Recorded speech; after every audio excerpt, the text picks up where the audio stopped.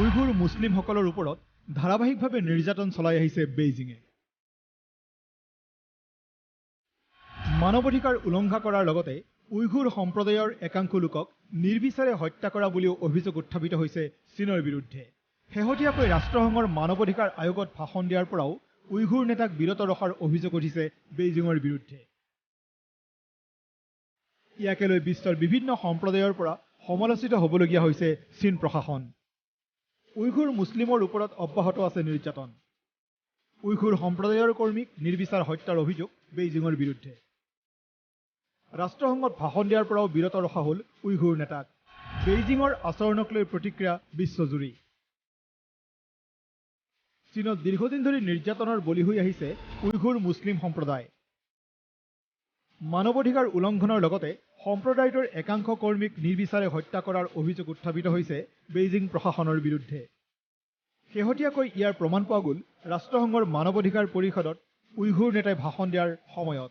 দীৰ্ঘদিন ধৰি সম্প্ৰদায়টোৱে চীন প্ৰশাসনৰ নিৰ্যাতনৰ বলি হৈ অহাৰ দলিল ৰাজহুৱা কৰিবলৈ মানৱ অধিকাৰ পৰিষদৰ 52 সংখ্যক অধিৱেশনৰ মঞ্চত থিয় হৈছিল উইঘুৰ কংগ্ৰেছৰ নেতা দলকুন ইছা।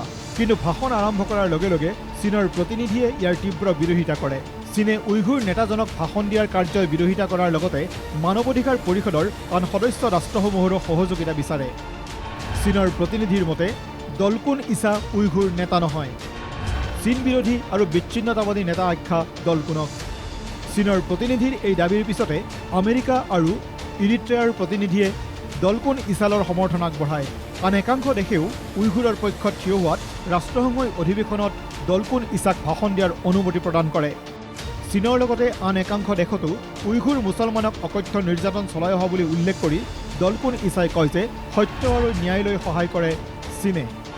উইঘুৰসকলে চীনৰ পৰা বিচ্ছিন্ন হ'ব বিচৰা নাই, বেইজিঙৰ পৰা কেৱল অধিকাৰহে বিচাৰিছে। উইঘুৰ নেতাজনে লগতে অভিযোগ কৰে যে বিগত সময়ছোৱাত চীন প্ৰশাসনে সামান্য অপৰাধতে উইঘুৰ লোকসকলৰ ওপৰত নিৰ্যাতন চলাই আহিছে। আনকি একাংশ উইঘুৰ লোকক নিৰ্বিচাৰে হত্যাও কৰি অহা হৈছে। কিন্তু বেইজিং প্ৰশাসনৰ দৃষ্টিত আজিলৈকে এই অপৰাধ কৰা নাই।